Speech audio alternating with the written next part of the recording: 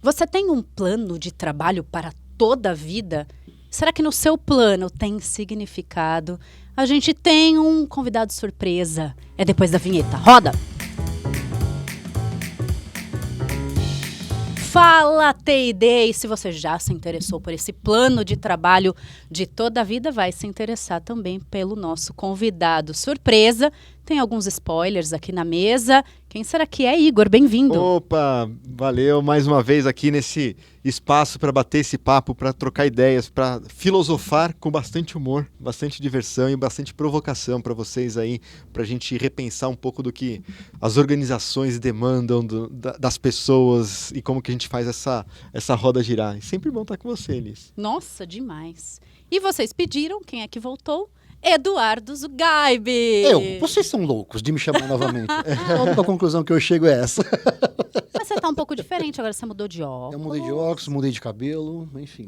E isso daqui tem a ver, esse novo projeto aí? Não, novo layout? Styles, Novo, como é que stylist. Esse layout tem a ver com o que a gente vai falar? Né, que a pessoa fala, fit, né? Personal stylist. Não, personal stylist, não. Eu sou assim mesmo, eu sou meio camaleônico, vamos dizer assim, né? Entendi. Eu tenho fases e fases. Fase de cabelo solto, fase de cabelo preso, fase de óculos redondo, fase de óculos maior profundidade, maior campo de visão. Enfim, somos seres em constante evolução. No primeiro episódio, a gente falou muito sobre a revelação do Pouquinho, que é o seu primeiro livro. Sim. E que depois de 10 anos você teve aí uma atualização com histórias de vida. E os demais livros, eles foram aí nascendo dessa primeira experiência aí como um escritor mais da educação corporativa, né? Porque você já tem outros 4 livros infanto-juvenis. Tem outros 3 livros infanto-juvenis e o primeiro, vamos chamar assim, para adultos. Tá. Para adultos é para desenvolvimento humano de adultos, tá, gente? Não é um livro, né? Não vamos relembrar do OnlyFans aqui. A gente falou, no primeiro já está começando. Não é esse nível aí, tá? Mas enfim, mas assim, mais focando mesmo em autodesenvolvimento, desenvolvimento profissional, pessoal. Começou com a Revolução do Pouquinho em 2014. E de lá para cá, eu lancei ainda o Fantástico Significado, da palavra significado, lancei o Humor de Segunda a Sexta e lancei o Plano de Trabalho para Toda a Vida. Todos esses, eles, de certa forma, meio que nasceram de experiências da Revolução do Pouquinho. Então, a gente pode até dizer, na Revolução do Pouquinho, eu tinha na primeira edição 21 atitudes que eu trabalhava. Então, cada um desses aqui acabou nascendo de uma atitude. É meio que uma esquina, eu tenho uma avenida com as 25 atitudes agora aqui, e eu tenho ruas transversais que são essas atitudes que eu pego e verticalizo um pouco mais em cada uma dessas histórias aqui. Então, o humor de segunda a sexta, o nome já fala do pouquinho do bom humor, né? Uhum. O fantástico significado fala do pouquinho do propósito, né?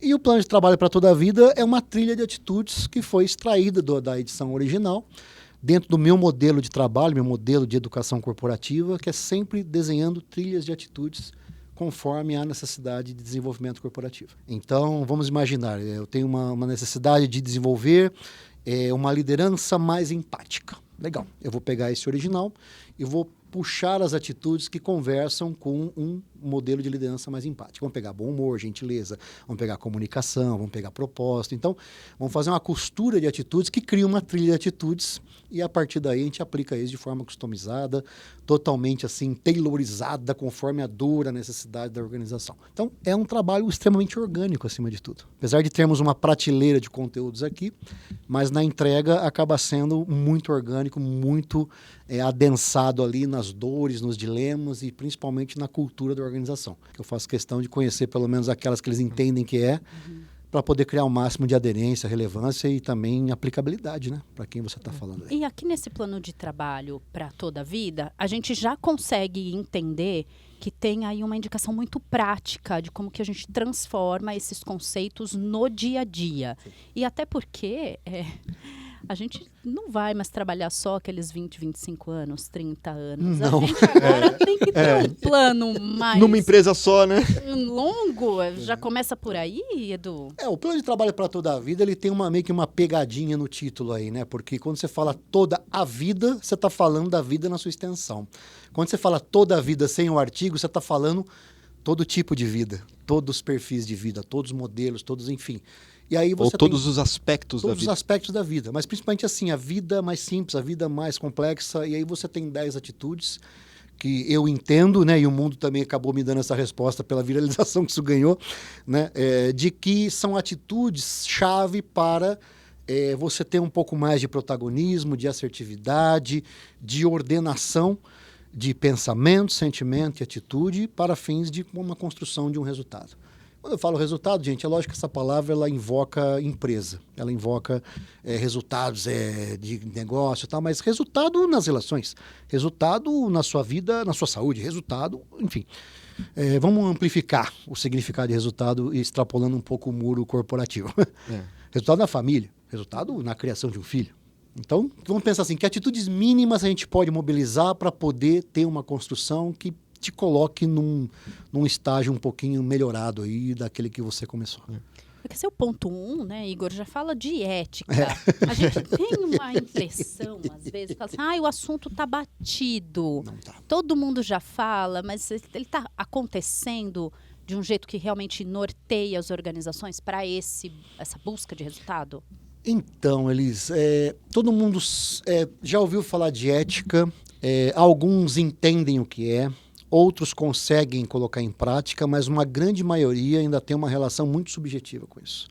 Conveniente, talvez? Conveniente, Igor, essa é a palavra. É subjetiva que naturalmente cai para conveniência. Cai até num conceito que a gente falou no nosso outro encontro aqui, que é da ética flex, né? Eu ajusto minha ética conforme o meu interesse. Uhum.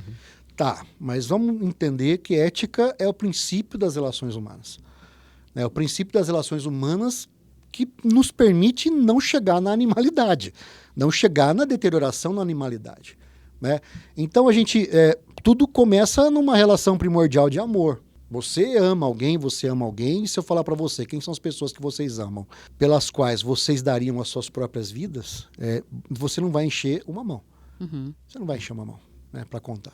Então, esse princípio de amor total, esse amor de entrega, esse amor, né, enfim, acaba sendo uma relação, um plano de relações muito restrito. Então, aí começa a noção de moral, né? Você não precisa amar todo mundo, mas você pode agir como ser.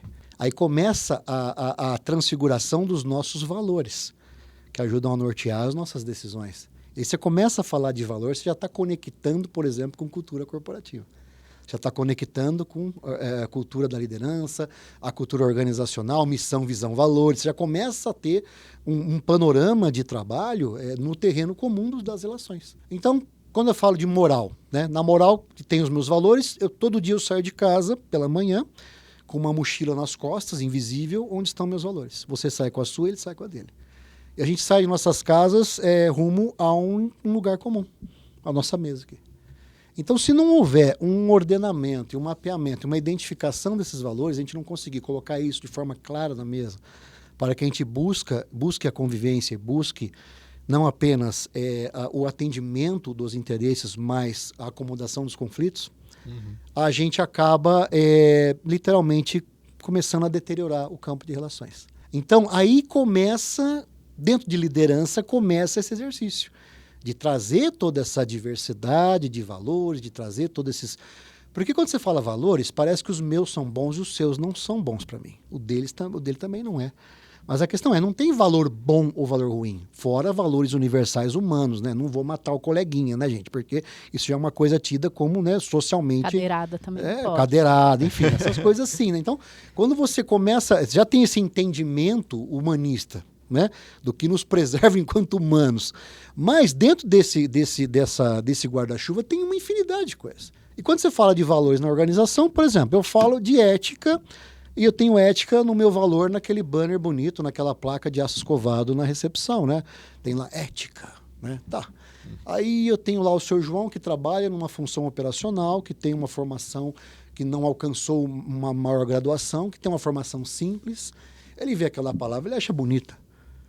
Mas ele talvez não consegue conectar a ética com aquele valor que ele traz de casa, de família, que diz respeito à honestidade, diz respeito à integridade, diz respeito à pessoa buscar, não fazer para o outro aquilo que não gostaria que fizesse para ele mesmo. Ou seja, você está explicando ética por outros caminhos. Uhum. Então, E criar esse entendimento comum acaba sendo um pouco do papel da liderança na construção de uma cultura organizacional.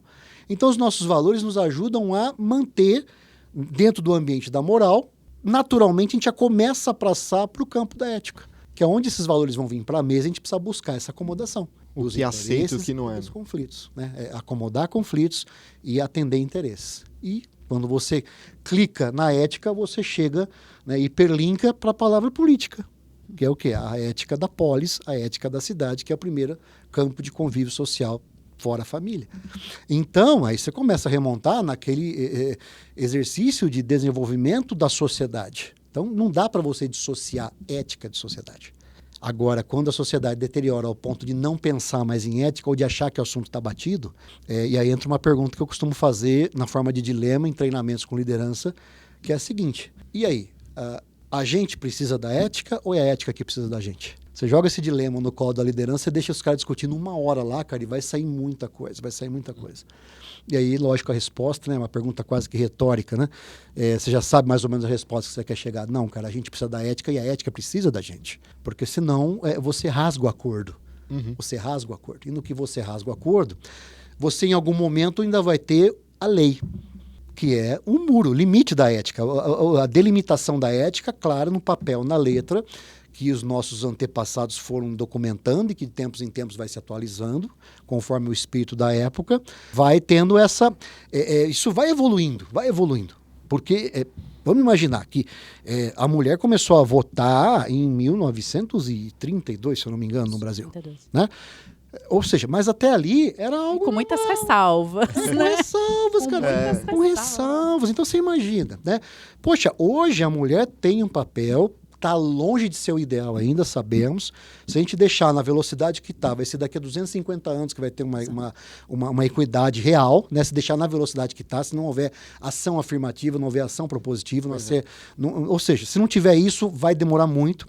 Então, imagina isso. Então, esse espírito da época ele vai se ajustando e, naturalmente, a ética vai também se ajustando conforme os conflitos e interesses e também vai se transformando em códigos de lei. Então, aí vem o direito para nos lembrar daquilo que nós decidimos eticamente que funciona para o nosso grupo. Ainda assim, as pessoas, né, muita gente, passa a barreira do direito, passa essa cerca elétrica do direito, vamos chamar assim. E aí cai onde? No terreno do conluio. Onde não necessariamente eu assim, gosto de você, mas algo que você pode me oferecer, me atende, eu posso entender que algo que eu tenho também possa haver um interesse para você, e que acaba indo por caminhos já fora desse domínio do amor, da moral, da ética e do direito. Então, tipo assim, eu gosto, por exemplo, Igor, você gosta de velocidade? Gosto de velocidade. Gosto de velocidade, né? Então, você tem um carro bacana, de veloz, assim? Você gosta de um carro? Não, eu sou mais carro família. Meu carro tem que ser grande. Tem que ser grande. Não tem jeito. Imagina que o Igor gosta de velocidade e que por alguma razão ele resolveu lá convencer a família que ele precisava, além de ter esse carro grande aí... Tem um segundo. Eu deixo para elas e vou andar com uma Ferrari. Comprar uma Ferrari, legal. Então, legal, você gosta de velocidade, você tem uma competência que me interessa. Eu Igor, andei fazendo um curso aí, cara, de explosivos, né? A gente pode, de repente, juntar essas duas competências, entendeu? E aí, com sua habilidade de velocidade e minha habilidade com explosivos, a gente pode sair explodindo uns bancos por aí, cara. O que você acha da ideia? Percebeu como você faz o conluio dentro do atendimento do que pode representar um interesse momentâneo, né? Rachamos, explodimos o banco, legal, vamos rachar e vamos cada um para o seu canto. É o conluio. E que você encontra dentro da organização. Você encontra no fornecedor dando bola, no fornecedor pedindo bola, enfim. Bola, gente, para quem não sabe, né, é uma expressão antiga que diz a corrupção corporativa. Né? Onde você, muitas empresas às vezes fazem, literalmente corrompe alguém para poder tomar uma decisão favorável de contratação. Especialmente o pessoal de compras. Aí entra compliance, entra governança. Olha como a coisa começa a capilarizar. Assuntos que estão aparentemente soltos por aí. Então, legal. Passou a fase do conluio, cara, se não tiver nada que nos segurou até aqui, nem que seja esse interesse mútuo e momentâneo, eu começo a entender que o mundo vai ser melhor se, de repente, você não existir. Chegamos à animalidade. Começa a ter as flexibilizações. O apago, né, o que tem ali de rastreio daquilo que vai demonstrar que eu atravessei a cerca elétrica. E eu começo a entender que, né, O mundo vai ser melhor se eu tiver só gente que pensa exatamente igual a mim. Aí chegamos em modelos totalitários, né? De modelos de, literalmente, higienistas e tantas coisas que você vê correndo por aí. Eu estava escutando você falar, e aí conectando um pouco com a nossa conversa anterior, eu me lembrei do Breaking Bad. Breaking Bad, cara. Breaking Bad. Exatamente. Porque conecta, exatamente. Porque conecta com o professor desiludido que a gente falou no outro episódio. Fala assim, poxa, onde que vai levar? E aí ele se vê numa situação que ele não consegue cuidar da saúde dele. E aí ele tem um aluno, que era o aluno... A pedra no sapato dele. Que no fim se torna o... Que se torna o parceiro, o parça. É o conluio. Né? Só que, óbvio, numa narrativa de uma série, você acaba torcendo pra esse cara... Você torce, porque ele no papel de vilão dele, ele, dentro desse ambiente do conluio, ele se torna o herói. Pois é uma coisa... Ele já tá pra lá da linha, mas aqui, dentro desse ambiente do conluio, ele é o personagem heróico. E aí o que acontece, né, cara? E aí você invoca algumas coisas do senso comum que diz, por exemplo, todo mundo tem um preço. Todo mundo tem um preço. E aí, o preço dele é esse. Poxa, eu tô aqui, sou professor, não consigo ganhar. Até onde a minha moral me segura nas minhas decisões, ao ponto de entender que o que eu vou fazer vai ser nocivo ou não para a sociedade, em detrimento ou atendimento do meu interesse. É louco, né?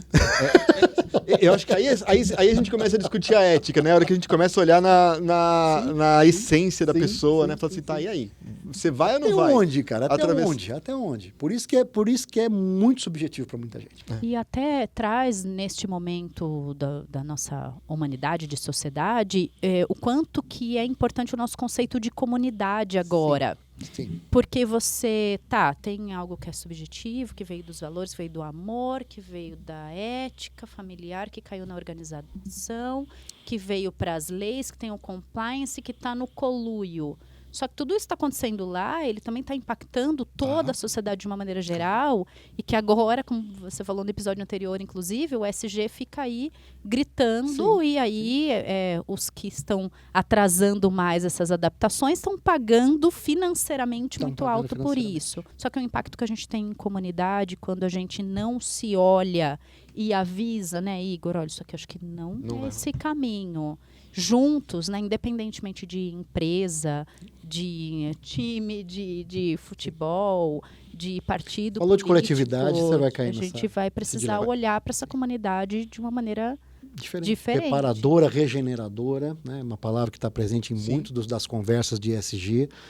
Porque assim, legal, vamos construir resultados... Não dá só para parar de fazer o mal, né?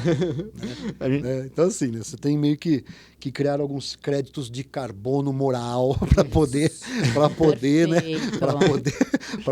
né, continuar. Porque, vamos combinar, você acordou, você está respirando, você já está criando impacto no mundo. Uhum. Todos nós, né? E eu acho que tem alguns pensamentos que eu coloco assim com liderança, que é o seguinte, cara, o que é sucesso? Fala aí o que é sucesso. E o pessoal, sucesso é o resultado, é isso, é aquilo. Tá falando, sucesso é diferente para cada um, vamos combinar. Mas eu tenho uma definição muito, muito particular de sucesso que conversa com regeneração, conversa com ESG. Que diz assim, sucesso é o resultado da conta quando você pega os problemas que você cria e subtrai dos problemas que você resolve. O que sobrar aqui é sucesso. Como é que está o seu sucesso? É positivo, é negativo? Porque todo o resto... Saldo. Como é que está o saldo? Literalmente, como é que está esse extrato? Da despesa que você cria, do prejuízo que você cria, do ganho que você constrói. Então, aí você cai dentro, vamos pegar o plano cartesiano, né? Você está lá X, Y, o campo do positivo aqui, você percebe que você está mais no negativo, cara. A matriz SWOT ali. Você está mais no campo, assim, do 0 para baixo, 0 para -1, -2, precisando regenerar antes de efetivamente dizer que você está construindo algum resultado. Porque qualquer coisa que você construa a partir daqui, que tem esse buraco aumentando aqui, cara, desculpa, né? O pessoal fala, né? Foguete não dá ré. Tá, mas se o foguete não for sustentável, ele explode. E tá cheio de caco de foguete espalhado por aí. Aqui a gente faz vista grossa para isso. Tá cheio de lixo espacial. Cheio de lixo espacial espalhado por aí, de organizações que apostaram apenas nesse modelo da busca pelo lucro acima de qualquer coisa e deixaram um rastro de deterioração muito grande, ao ponto de se tornar em algum momento insustentável. E aí caem os 3 pilares da ESG: responsabilidade social, responsabilidade ambiental e a governança. E aí começa as pequenas atitudes, porque é nesse mapeamento que a gente consegue ir construindo primeiro uma regeneração, para depois ter um resultado efetivamente, conscientemente positivo. A gente está falando de sustentabilidade acima de tudo.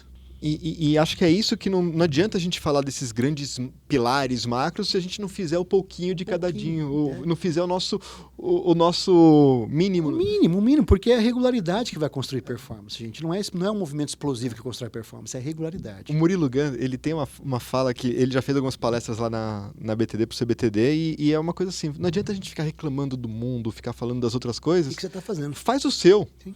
Faz o seu. Olha o seu antes e aí depois você vai atrás. Se todo mundo fizer o seu... O famoso sonho de Miss, né? O famoso sonho de Miss, né? Desejo de Miss, né?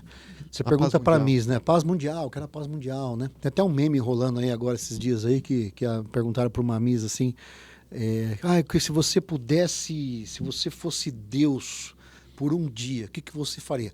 Eu acabaria com a fome, aí vem a por um dia. Pô, por que por um dia, cara? Vamos acabar com a fome por todos os dias. Pra sempre, né? Pra sempre. Mas a pessoa às vezes tá nessa boa intenção muitas vezes, mas desconectada do campo de impacto dela. Tá, eu quero a paz mundial. Onde começa? Na minha casa. É isso aí. É com o meu vizinho, é com a minha rua.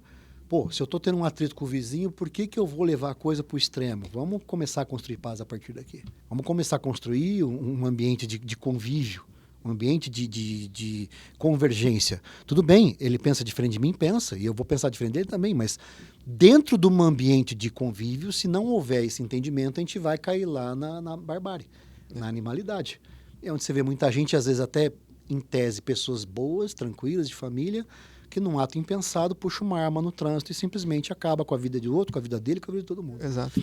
Então, É uma coisa que tá muito... Às vezes a ESG tá muito mais no discurso e pouco na prática. Muito no discurso ainda. E pouco na muito prática. no discurso ainda, sabe? Da mesma forma que se fala do RH estratégico, está muito no discurso ainda, né? Eu ouço há pelo menos uns 20 anos que eu ouço os congressos de RH falando do RH estratégico. Bom, vamos combinar. RH sempre foi uma tarefa estratégica. Se a gente não via dessa forma, né? Mas sempre foi. Mesmo que fosse ali apenas na sua tarefa operacional, do DP, remuneração, mas é um trabalho estratégico. Sim. Conversa com a lucratividade, conversa com a sustentabilidade da empresa. Mas em algum momento você começou a falar de RH estratégico. Só que é a pergunta que divide a água aqui. Tá, mas você, RH, está participando da mesa de discussão das decisões?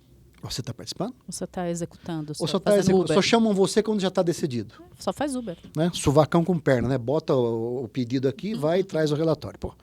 Então, não é estratégico. Pode ser bonitinho falar que é, mas não é.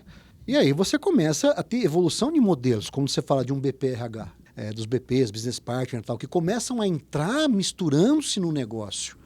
Entendendo o negócio da perspectiva de quem está lá com a barriga encostada no balcão, aguentando o bafo do cliente. E o RH tem que ir lá entender qual que é a dor, para poder trazer desse veneno da cobra tirar a vacina, tirar o antídoto. Né? Porque se ele ficar apenas estanque na sua salinha, com uma prateleira de soluções, um líder, tá aqui o treinamento, treinamento de comunicação, tá aqui, tá, mas em que contexto? Então, se não houver um trabalho de customização nisso, do entendimento, de pegar no pulso mesmo da organização, da liderança, dos dilemas, fazer um briefing um pouco mais cruzado até, né? Não um briefing o briefing de uma pessoa só é perigosíssimo. Perigosíssimo, porque ele vai vir enviesado. Vai vir com a solução pronta. Com a solução pronta, cara. Eu já caí em roubada assim de você receber o briefing de uma pessoa só e quando você vai chegar lá e fazer a apresentação, você encontra um cenário completamente diferente daquele que te foi vendido no briefing. Então, o BPRH ajuda a romper um pouco esse viés. Então, assim, estamos em evolução, precisamos de atitudes. O único campo que a gente tem para atuar e mudar a realidade é a partir da atitude. E não é de uma atitude explosiva, heróica, né, uma coisa retumbante. Não, cara, é ali. É muito mais na regularidade do que na explosão. Muito mais na regularidade do que na explosão. Essa regularidade constrói aquilo que a gente chama de alta performance. Explosão não constrói alta performance. Legal, eu tive um mês de vendas bom, tive um segundo mês razoável, no terceiro mês, nossa, eu explodi, fui lá, nossa, que alta performance. Não é, cara, não é. Isso aí é talvez um acidente, um vento favorável, um macroambiente que soprou a seu favor, e aí você teve uma oportunidade, alguma coisa ali no microambiente da empresa ajudou. Só que isso aqui não se repetir de novo, desculpa, foi um momento, um cometa. Um cometa. Né? Se voltou mais ou menos perto do platô anterior, desculpa, a sua performance real está aqui. Então, como a gente trabalha nisso aqui para ir puxando? Subindo. E para talvez ter mais momentos Mas chegar de um jeito sustentável. Sim. De um jeito que não é explosivo, mas é sustentável. E aí entra outro conceito que eu falo na Revolução do Pouquinho também, que é o quê? Não é ir contra a sua zona de conforto, é ampliar a sua zona de conforto. Porque é lá que a sua melhor performance reside no limite da zona de conforto. Então, qual que é a lógica? Você ir fazendo isso. A sua performance antiga, frouxa, obsoleta, está aqui no meio. O que se fazia há 10 anos, você precisa fazer hoje, você faz. Nas coxas, faz. Mas você não faz mais isso, você faz muito melhor e está aqui no limite. Aqui está uma zona de desenvolvimento. Então, a ideia não é dar salto, de pânico, nada disso. Né? O Edu fala, eu já vou pensando nas polêmicas, né? Já que estamos aqui, já vamos... Toca o terror! E traz história. Hein? O sonho hoje das startups é fazer essa inflexão para explodir rápido, né? Para exponencializar. E acho que é por isso que a gente vem falando dessa exponencialização há bastante tempo. E acho que isso tem vindo a um custo alto para a pessoa. Por isso que às vezes a performance a longo prazo ser mais linear. E não que a inovação ou a startup em certo nível, essa inflexão de trazer exponencialidade também não seja interessante. Como equalizar essas duas demandas? Eu acho que esse é um grande desafio, né, Edu? Já tem até expressões para isso, que é a tal da ambidestria organizacional, né? Que é você trabalhar não apenas o movimento de performance e resultado, mas também inovação e exploração. E equilibrar essas duas turbinas, né? O problema é que às vezes a gente fica só pagando boleto, né? Pagando, correndo. Nisso o mundo está mudando aqui fora. Em algum momento você está lá numa performance bacana que era há 10 anos. Só que o mundo mudou nesses 10 anos, né? Então, quando você vê, a sua curva está totalmente fora da curva da experiência do cliente, a curva da economia, a curva das relações, a curva da tecnologia. O macroambiente mudou. Você tinha uma curva de alta performance aqui que se manteve. Só que o mundo mudou, cara. A curva mudou, a métrica mudou, a régua subiu. E você não percebeu. Então, se não houver essa preocupação em ter inovação, explorar e acompanhar isso, a gente se torna obsoleto em altíssima performance. Tem alta performance. Alta performance em obsolescência, cara. Mantivemos ao longo do ano, nos tornamos obsoletos em alta performance. Kodak que o diga. Batendo meta diga, sempre. Cara, né? Sempre batendo meta. Então, assim, e aí, Igor, o que é? Aí, e uma coisa que a gente percebe, principalmente em eventos. Você organiza o CBTD, você sabe como é que é. Nesse mundo das startups, a cada evento você tem uma troca. Tem gente nova, o do ano passado que parecia uma promessa já não existe mais. Ou sumiu, ou foi comprado, ou foi absorvido, enfim, que também às vezes é um projeto. Ou trocou de nome só trocou de nome para poder requentar, né? Requentar a marmita, né? Assim, mas então assim, mas tem muito dessa velocidade explosiva da exponencialização, mas que não se torna sustentável. Pode ser um modelo de negócio, para muita gente é. Eu monto uma startup, eu escalo e eu vendo. Né? Aí no que vende, vai encaixotar o cara dentro da empresa que comprou. Que acaba morrendo muitas vezes a ideia lá, vira apenas uma marca. Ele compra e fecha a caixa. Exato, vira uma marca perdida num portfólio e se não houver uma mentalidade ambidestra ali dentro, vai matar esse espírito inovador. Né? Se fosse literalmente pegar e adestrar essa energia criativa e botar ela dentro de um modelo rígido, você vai matar. No máximo então, você cria uma nova... Um input novo. Mas já não tem a mesma velocidade, já não tem a mesma criatividade, não tem a mesma flexibilidade e acaba, naturalmente, sendo uma esponja absorve aquela energia raiz, toda. Né, não tem raiz. Rapidinho você arranca aquele mato ali. Eu vejo, eu tenho clientes assim que têm unidades de negócio que vieram cada uma de uma startup. Mas tem uma liberdade de ação debaixo de um guarda-chuva de marca. Mas tem aqui, BU, unidade de negócio aqui, unidade tal, unidade 2, 3, lá, todas com um produto, um projeto, e mantém uma gestão de inovação independente. O cara que está aqui em cima, ele quer saber de resultado, e pronto, acabou. Né? E aí entra esse ambiente corporativo. Mas eu acho que essa fazer explosão, a costura, né? ela não continua...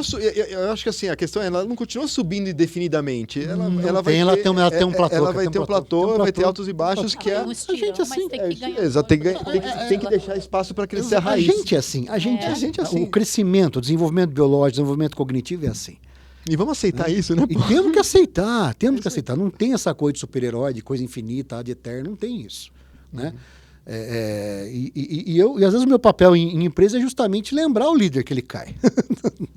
Lembrar muitas vezes a liderança que, cara, legal, você está com um sucesso maravilhoso agora, mas como é que está essa base aqui? Sim. E qual que é o selo de qualidade seu enquanto liderança? O dia que você cair. Ali não é no resultado, é no dia que você cai que você mostra que você é líder de verdade. Exato. Que quando você planejando a sua queda? Você está planejando a sua queda? Quando você está planejando a sua sucessão, você está planejando se... Você está construindo de verdade uma cultura integradora de pessoas que desenvolva maturidade, desenvolva autonomia e coloque na cabeça dessas pessoas projetos de futuro, projetos de crescimento, ao ponto delas também desejarem ocupar o seu lugar, é natural, porque você também deseja ocupar o lugar de outro. Que é um desafio hoje também. É um desafio hoje, né? É um desafio, porque se não tem um projeto muito claro, Igor, se fica uma coisa a longo prazo, que é o que a minha geração aprendeu a engolir, essa molecada não aguenta mais. Não. E eu vou te falar, eu concordo com eles. Sim. Eu concordo. Não adianta falar que esse pessoal é muito apressado. Não vem com esse papo, cara. Porque hoje, com 50 a mais que eu tô, né? Eu já cansei na minha juventude, né? Acreditar em projetos, tipo assim, não, vamos começar aqui, daqui a 6 meses a gente conversa, daqui a 1 ano a gente vê a sua situação. Velho, tô esperando até hoje. Tá? A empresa fechou, eu saí, o mundo mudou, sabe? Deu 3 voltas. E eu tô aqui até hoje aguardando aquela. Então, essa galera, cara, é papo reto. Muito mais do que a nossa geração. Sim. A minha. Que talvez tenha sido a última geração que aprendeu a engolir sapo. A molecada. Os Y estão engolindo bastante também. A gente engoliu bastante. A gente falou que vocês iriam envelhecer. Vocês não acreditam? Já são envelhecidos comendo sapo cozido. Os Y já estão com 40. Já com 40. A gente já está com 40. Exato. E a gente ainda está descobrindo agora. Parou para pensar nisso? Que a vida é cruel. Mas acho que essa é a mágica da convivência das gerações, é que assim, os X, Y aprendeu a engolir sapo, né? Engoliu muito sapo, menos, mas a galera também precisa saber que sapo faz parte do cardápio. Faz parte. Faz parte do Tá cardápio. Tá no cardápio. Talvez. Todo dia, né? Todo dia. Assim, eu tenho um olhar um pouco assim, um pouco muito particular, né? Eu sou meio contra essa qualificação, essa sopa de letras. Sou um pouco contra. Eu entendo, assim, a coisa de um jeito um pouco mais simplificado. Um pensamento analógico, um pensamento digital. E a gente está no meio daquela conversa que a gente falou no outro encontro aqui. Exato. A gente está naquele bolo, cara. Então a gente não sabe. Não sabe. A gente concordo totalmente com você. A gente usa o X, Y, mas como... É perigoso. É perigoso. Como rotulação. Primeiro que eu concordo totalmente. Isso aí foi construída, essa qualificação. Foi construída em uma realidade completamente diferente da nossa, completamente descontextualizada. Ou seja, não dá. Então, eu tenho pessoas Y, pessoas Z, que estão dando um duro danado para sobreviver. E aí? Eu vou falar para esse cara de propósito? Desculpa, o propósito para o cara é sobreviver. Então, por quê? Não tem um recorte social que se ajusta ao nossa realidade. Perfeito. Então, é um pouco perigoso, eu acho um pouco reducionista demais. E, do ponto de vista de liderança, é perigoso. Porque eu começo a qualificar a pessoa pelo recorte de idade. Só que eu tenho infinitos recortes de diversidade transversais a esse recorte de idade. Minha mãe hoje tem 85 anos, é uma pessoa digital. E aí? Minha mãe compra no Mercado Livre, é uma grande cliente no Mercado Livre, banco é tudo pelo NetBanking, sabe? Assina Netflix, maratona série, sabe? E é mais digital do que outros familiares que eu tenho, com metade da idade, que não tem esse passeio todo e tem uma visão de mundo extremamente flexível. Que ela foi ampliando a zona de conforto também, né? Nada retrógrada, não é uma pessoa nada retrógrada, é uma pessoa que entende... Não dá para encaixotar numa letra. Como é que você fala? Minha mãe é millennial. Minha mãe é millennial. Então, assim, eu entendo isso, né? Esse modelo, da mesma forma que eu tenho jovens que têm um pensamento rígido.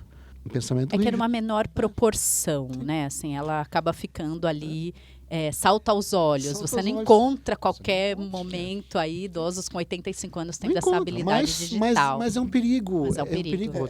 A questão do perigo da gente padronizar. A mesma coisa, exato. O DISC, né? Que eu acho que é uma ferramenta boa de liderança, que dá uma de entendimento, luz, mas colocar as pessoas nas caixinhas, você é para contribuir. Edu, você é um bicho. Não, te conheço aí. Acabou, você já me rotulou, você já me estereotipou totalmente. Então eu sou a pessoa que não se liga no agora, eu sou a pessoa que é cabeça fresca, cuca fresca, criativa, aquela coisa toda, mas eu não preocupo com o resultado, é só voando lá no alto, a tal da águia, aquela coisa. Cara, ajuda a nortear, mas não define ninguém. É isso. Porque o contexto, a realidade, a economia, a tecnologia, as A relações... transversalidade. Isso impacta muito mais o desenho e nos torna singulares. Não são caixas, são conexões.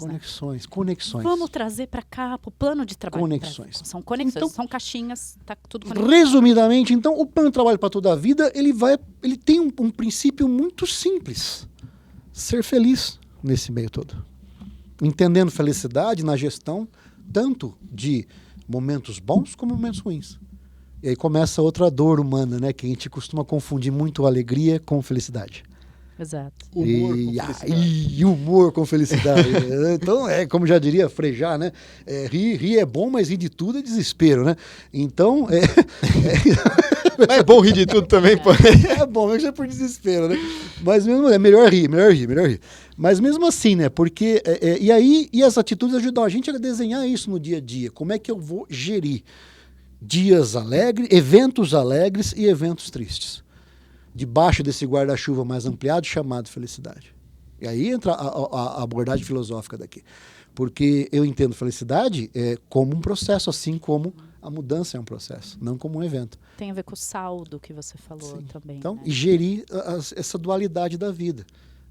A perda, o ganho, a alegria, a tristeza, a vitória, a derrota, a queda, a ascensão, enfim. Né? Tem a ver com a gestão disso, que acontece nos dias de processo. Quais são os dias de processo? Nossa rotina, que a gente não registra. A gente só registra o dia de evento, cada vez menos. A gente registra os dias de evento. Um dia muito alegre ou um dia muito triste, você olha para a sua linha da vida, você encontra isso pontuado lá.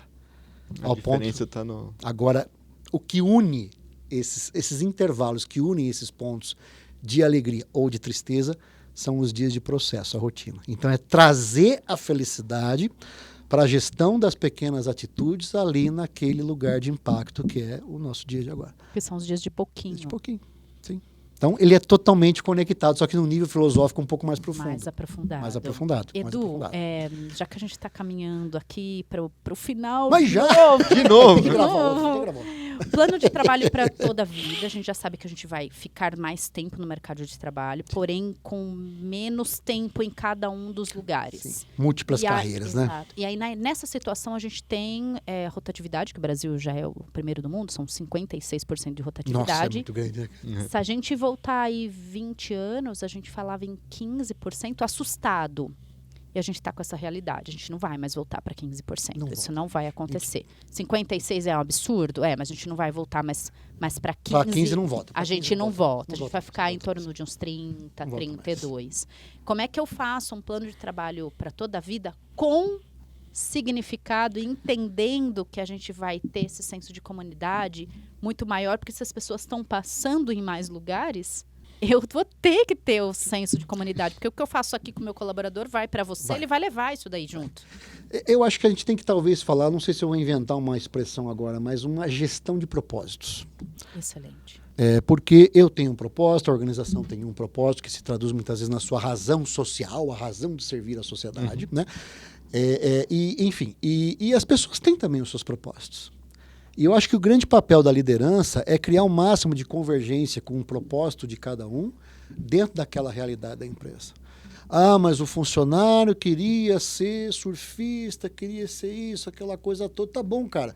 Que valores fazem ele apontar para esse mundo? Como eu posso trazer esses valores para a tarefa que ele tem hoje? Consciente que um dia, se ele atingir esse status, ele vai embora, cara. Sem essa coisa de querer. Apego, né? Esse apego de querer. Então, legal, hoje era 15, é 56 agora. Se a gente chegar, sei lá, nos 40, eu acho que está de bom tamanho, porém com consciência de que isso vai ter um trânsito cada vez maior. Eu entendo isso como? É mais trabalhoso? Claro que é. Haja treinamento. Haja treinamento, haja contratação, haja turnover, haja verba rescisória, haja tudo que você possa imaginar. Né? Mas, ao mesmo tempo, é uma oportunidade de desenvolvimento de ferramental para a liderança transitar dentro dessa diversidade que se compõe de muitas singularidades, né? Transitar e ampliar o seu repertório, ampliar a sua capacidade de integrar esse mundo que é totalmente, né, diferente. Então, é um exercício. E aí entra isso que podemos definir como uma gestão de propósito. nós temos um propósito, eu tenho um propósito como liderança, como pessoa que tem que conversar, de certa forma, tem que conversar com o propósito da empresa que eu trabalho.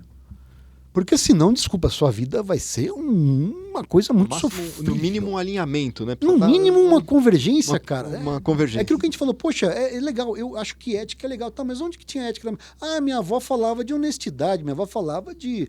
Opa, temos um alinhamento. Conseguimos criar um alinhamento, a palavra é essa, uma congruência entre o que as pessoas trazem das suas vidas com o que a empresa tem como objetivo. O papel da liderança, eu acho que é justamente esse, é mapear esses desejos, essas vontades, essas potencialidades, esses afetos de cada indivíduo e tentar, a partir de um exercício individual, de conversa individual, de feedback, de conversa em grupo, conhecer, gostar de gente, pelo amor de Deus. Se você não gosta de gente, me desculpa, você não serve para ser líder. Bicho. É isso aí. Não serve, cara. Vai fazer qualquer outra coisa, mas ainda assim você vai depender de gente. Sim. Ah, eu não gosto de gente, eu quero ser veterinário. Tá, o cavalo vai sozinho pra clínica. Não vai. Alguém vai levar. O pet é de alguém. Né? O pet é de alguém. Então você vai ter que lidar com gente. Não dá para você acreditar que a coisa se auto-extingue apenas no campo do desejo, no mundo platônico. Só vou atender robô agora. Então, e até para tirar o melhor do robô, você tem que saber fazer perguntas de gente. Atendemos robôs com humanização. Conserte disco voador, né? Tem que ir conserte disco voador, né? Exato. Então, assim, e aí que eu acho que entra essa coisa de você, dentro de um projeto para toda a vida, se você não tiver clareza de propósito e consciente que esse propósito também pode mudar conforme as fases da sua vida. Pode mudar. Pode mudar. As aspirações, as aspirações mudam, é natural. Minha aspiração com 15 anos era uma, né? Eu, quando era moleque, eu queria, sei lá, ser ator, ser cantor, ter banda. Depois eu vi, não, meu mundo é comunicação, quero ser publicitário. Eu fui, busquei, consegui. Legal, gosto de escrever, quero ser escritor. Consegui, mas enfim. Né? Mas hoje eu tenho um propósito diferente. E o mais legal, onde entra essa gestão de propósito, o propósito que eu tenho hoje, ele carrega um pouco de tudo isso que eu já vivi. Não dá para você passar uma borracha na sua história. Então, a gente estava até falando isso nos bastidores. Legal, eu sou uma pessoa que vem da comunicação. Eu venho do mundo de agências, venho do mundo da comunicação corporativa para o cliente. Ah, você trabalha hoje com treinamento, você saiu da comunicação? Eu falei, nunca. De jeito nenhum. Num primeiro momento eu achei que tinha saído, porque eu tinha um pouco de cansaço daquilo que eu vivia. Mas não era do que eu vivia enquanto comunicação, macro mundo de comunicação, mas enquanto as empresas que eu trabalhei. Aquilo me cansava, os chefes me cansavam, as lideranças me cansavam. E eu botava tudo no pacote, falei, não quero mais trabalhar com isso. Eu falei, não. Aí você tem que ter clareza, eu não quero mais trabalhar com essas pessoas, não quero mais trabalhar com essa empresa. Nesse ambiente. Nesse ambiente, porque os valores não conversam com os meus valores. Então, olha como existe um campo de mapeamento para minimizar esse número de turnover. Porque de rotatividade. Porque é insano isso. É insano. E vai ser cada vez mais. E tem um macroambiente econômico aí, gente. Porque na minha adolescência era aquela coisa. Eu vivia a década perdida, a década de 80. Né? Onde você tinha lá sonhos, óbvio, como todo adolescente, mas você chegava em casa cheio de sonho e ouvia da sua família. Cara, fica no seu trabalho, cala sua boca, que é melhor você trazer desaforo para casa do que trazer desemprego. Ah, você vai trocar o certo pelo duvidoso. Olha quanta gente passando... Naquela época, eu estou falando de uma inflação de 80% mês. Graças a Deus que você tem o prato de comida aqui. É uma inflação de 80% mês. Foi quem matou seu sonho. Chama a inflação. Sim. Meu sonho de adolescência foi. Quem viveu a década de 80 sabe disso. Então, é uma década que é a década perdida. A juventude daquela época se tornou muito mais focada, que é a tal da geração X agora, se tornou muito mais focada, muito mais obstinada e tal, mas o preço que isso veio trazendo é grande. Porque aqui também se alimentou aquela cultura IUP de liderança. Liderança é resultado a qualquer preço. Então, e a gente recebe isso hoje. E não cabe mais no mundo de hoje. Porque quem vive hoje já veio numa realidade, muitos nativos digitais, que já é um mundo completamente diferente, muitos nativos dentro de uma organização econômica mais organizada. É um caos ainda, gente. Não vou cair na... não tá bom, nunca tá bom. Mas é muito mais resolvido. É mais resolvido. E tem mais riqueza, Igor. Sim. Tem mais riqueza, tem mais dinheiro do que tinha naquela época. Então, hoje o cara pode chegar em casa e falar, não quero trabalhar aqui, tchau. Exato. Tudo bem? Vou fazer, vou ser youtuber. E o cara, se der cabeçada, vai. Vou trabalhar com marketing digital. Se o cara se entender como é que funciona, vai. É muito mais fácil hoje fazer um sabático. Vou fazer um sabático. Muito mais, cara, muito mais. É viável. Muito mais. Agora fala pra alguém da minha geração que você vai fazer um ano sabático, vai ficar um ano sem trabalhar. Como é que preguiçoso. Desempregado, preguiçoso. Começa a dar coceira, você começa a pensar nos boletos. Aí vira um ano sapático, né? Você tem que sair correndo cada vez mais. Chegou. Olha lá, Alice, não dá... Momento T&D, toma e devolve. A gente vai brincando. Se quiser usar daqui, se quiser trazer outra coisa, você começa, Vamos Igor? lá. Então vai lá, provoca o que você quiser aí, o que tiver. Eu vou nesse aqui porque a gente já falou um pouco disso. Geração Z. Geração Z, Z de Zugaib. Geração Z. A gente já falou... Já Eu acho que tem uma geração. A gente já desconstruiu as letras, né? Já. Eu acho que é assim, cara, é um mundo diferente, é um pensamento diferente. Eu foco muito no formato do pensamento, na forma de assimilar a informação. Né? Porque eu vejo pela minha filha, que é a geração Z. Para ela se interessar por algum assunto em profundidade, não adianta eu chegar e falar, filha, olha que legal. Esquece. Agora eu tenho que, por exemplo, deixar, insinuar. Põe uma luzinha, Põe um cheirinho. Isso aqui. Você cria uma certa naturalidade das coisas no terreno visual dela que daqui a pouco ela vai. Eu vi isso pela jornada Harry Potter, né? Minha família é Potter maníaca, né? Se tornou Potter maníaca aí nos últimos anos, né? No último ano especificamente. Que assim, a gente foi para Orlando, fomos lá na Universal, conhecemos lá todo aquele cenário e ninguém nunca tinha visto nada de Harry Potter. Nada. Ninguém. Nem eu, nem meu sobrinho, nada. Ninguém. Nada. A gente era completamente avesso. Avesso não. Nunca tinha atraído, né? E nós chegamos lá e encontramos aquele mundo. Falei, gente, essa galera é muito louca, né? Esse povo é muito doido. Onde eu estava? Onde eu estava, gente? Onde eu estava? Eu estava em coma nos últimos anos. Eu não vi isso acontecer. E não era só criança, era o cara de idade, era o cara velhinho. Todo mundo incorporando. No mundo, cara. Eu falei, cara, que loucura isso. Nós voltamos assim, cara, temos um mundo para explorar. Aí o que começamos a fazer? Vamos assistir os filmes juntos. Experiência família, né? Vamos assistir o filme junto, tal. Começamos o primeiro, o segundo, o terceiro, tal. Legal. Do primeiro pro segundo, minha filha deu interesse. Bateu interesse. No terceiro filme, ela já era uma especialista em Harry Potter. Já tinha a escola dela. Spoiler, cara, ela já tinha a escola dela. Ela já tinha todos os spoilers, já sabia quem ia morrer, quem quer morrer do quê, como é que ia ser, quem quer ter fim desse, quem quer sair, quem que não ia sair, quem que entrava. Ela se aprofundou no tema. Por quê? Porque houve interesse para ela. Ela se aprofundou. No silêncio dela, nas telinhas, tempo de telinha dela, ela se tornou uma autoridade. No algoritmo que começou a entregar isso para ela. Porque ela mostrou interesse, começou a entregar cada vez mais. Ou seja, ao ponto de a gente chegar pelo quinto ou sexto filme e falar, filha, para de dar spoiler, por favor, porque a gente quer ver. Deixa a gente assistir. Ficava de cara feia. Dá uma segurada. Ou seja, mas aí que entra essa questão. Poxa, criar relevância para os assuntos numa abundância de assuntos que sejam legais, mas que conversem com as competências do filho. Para que ele despertando, cara, ele mergulhe. Mergulhe e vai. Zugaib, é momento, toma e devolve. A gente joga e você... Eu só tomei. E você vai rapidinho. Você tá segurando ainda. É uma palavra ou uma frase, tá bom? Muito apegado, eu sou muito apegado. Então só mais dois. Uma frase toma e devolve agora. Uma frase com 1000 caracteres. Ó. É um tweet. Home office. Home office. Olha, eu acho necessário, eu acho interessante, eu acho que tem que se colocar muita luz e discussão sobre isso ainda. Inteligência artificial.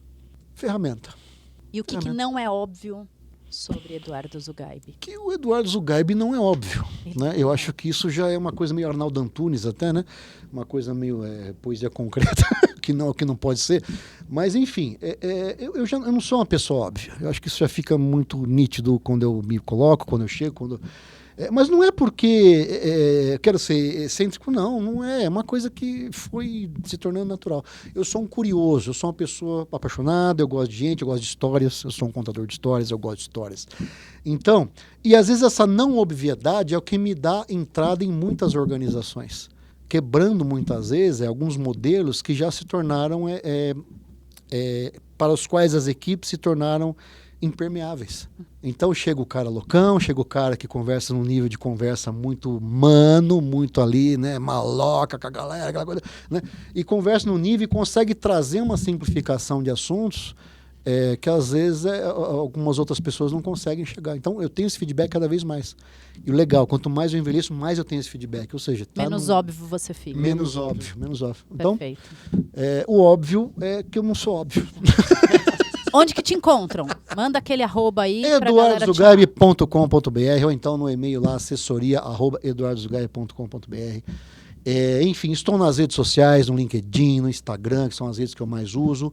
Tem as outras também, mas vai nessas aqui que eu respondo mais rápido. Acho rapidinho. Boa. Igor, ele voltou Mais segunda vez aqui, deu tempo, você acha? Olha, dá Eu pra acho que cabe uma E a gente- trilogia, pelo menos. E a gente já Ah, tem mas umas um conversas pouco. de rodando. Há muito tempo a gente bate Tem, os cara, papos, os nossos papos também são dos, sempre assim. dos aqueles podcasts, de intervalo. podcast na época da pandemia, A gente já cara. fez na época da pandemia. Que Mas loucura. mesmo assim, conversa de intervalo, a gente é sempre aquele que começa a falar e cara, começa a ter sério. que puxar a gente de volta, porque o papo vai longe. É sempre Vai longe, muito bom, vai longe, Edu. vai longe, vai longe. Então, meninos, muito obrigada mais uma Valeu, vez. Liz. Valeu, Liz. Eduardo Obrigado, Zugaib, Igor gente. Coso. E você por aí, ó, clica no sininho, se inscreva aqui no canal. Manda se você quer de novo Eduardo Zugaib. Aqui a gente pensa uma terceira temporada. Ou até quem você quer mandar pra cá. Pode Manda. também escrever. Você quer vir? Eu te convido, hein? Te desafio, aliás. Manda o tema, manda seu contato, chama a gente aqui pra você também estar nessa mesa, partilhando sobre gente, sobre desenvolvimento humano, sobre transformação. Por enquanto a gente vai ficando, porque a gente vai bater mais um papinho depois, desligar, tá bom? Tchau, até o próximo episódio. Valeu, tchau, tchau. Valeu.